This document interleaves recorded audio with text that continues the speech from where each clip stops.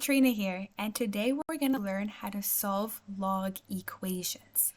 First glance, this might seem a little bit overwhelming, but today I'm going to show you tips and tricks how to solve this in an easy and fast way.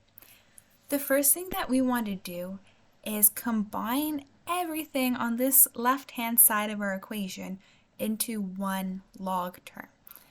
We can see that we have the same base, and in our previous videos we talked about LogRules and what we can do here.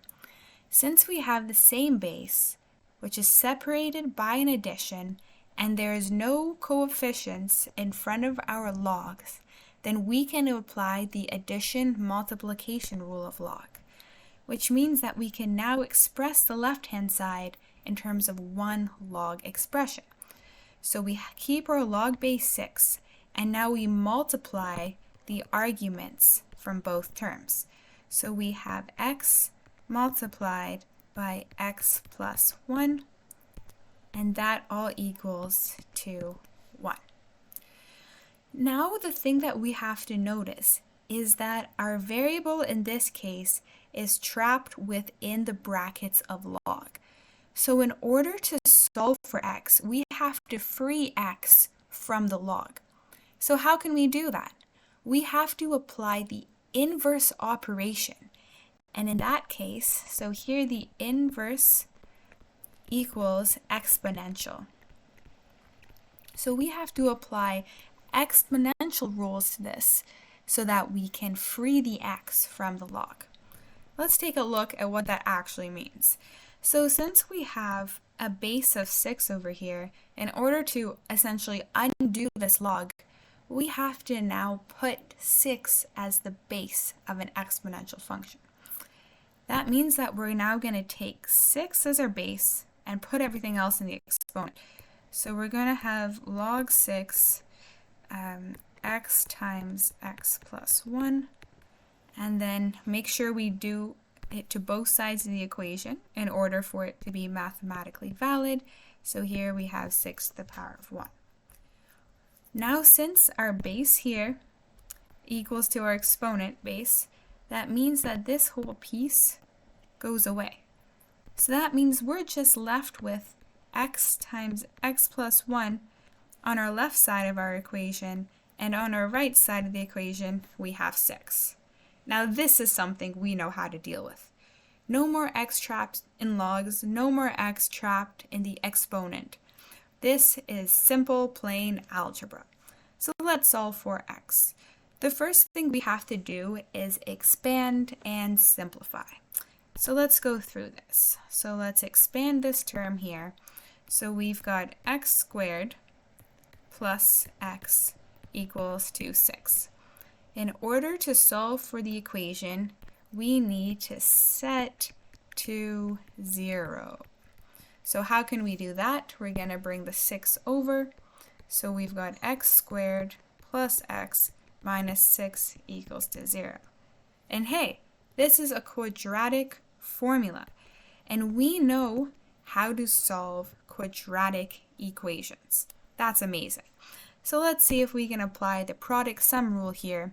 Again, if you need some help with this, please check out my previous videos. I cover all the types of factoring.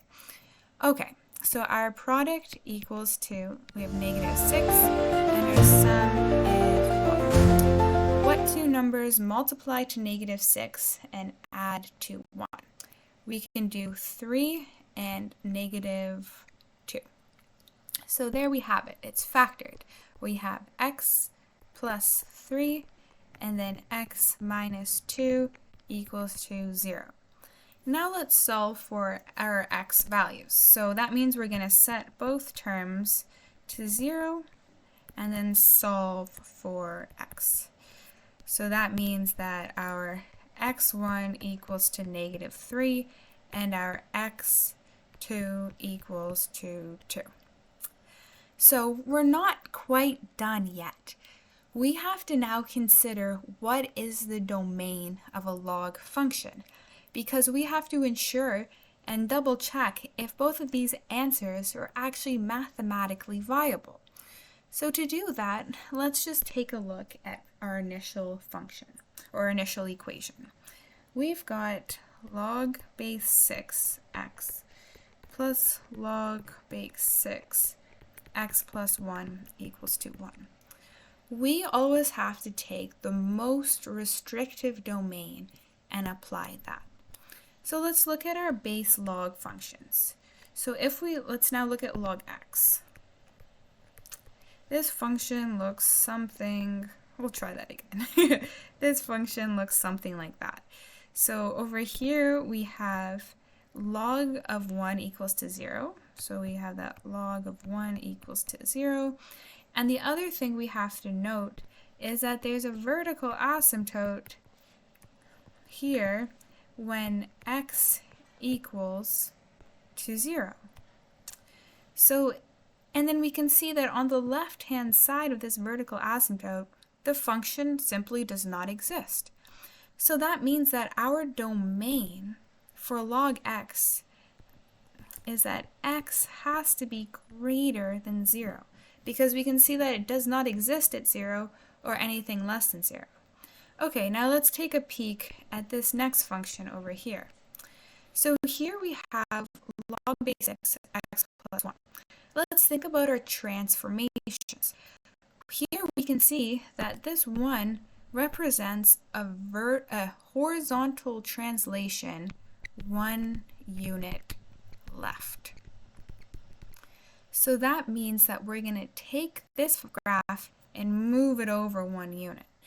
So now that means that our intercept, instead of being at x equals to 1, it's now going to be at x equals to 0. And then we can also see that our vertical asymptote is no longer going to be at x equals to 0. It's going to shift 1 unit over. So now the new vertical asymptote is x equals to negative 1. And we can see here now that the domain of this function is x has to be greater than negative 1. Okay, so now we've looked at the domain for both of these. How's that going to help us? So we now need to decide if our two answers, we have x1 equals to negative 3 and x2 equals to 2. Are these viable? So we have to take the more restrictive domain. And we can see that x greater than 0 is the more restrictive domain. Because x greater than negative 1, well, it has one more value than this one. So this one is more restrictive. Okay, do either of our values of x fall outside of this domain?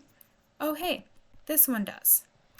X equals to negative 3 is not included in our domain. That means that this is an extraneous solution, so we cannot count it.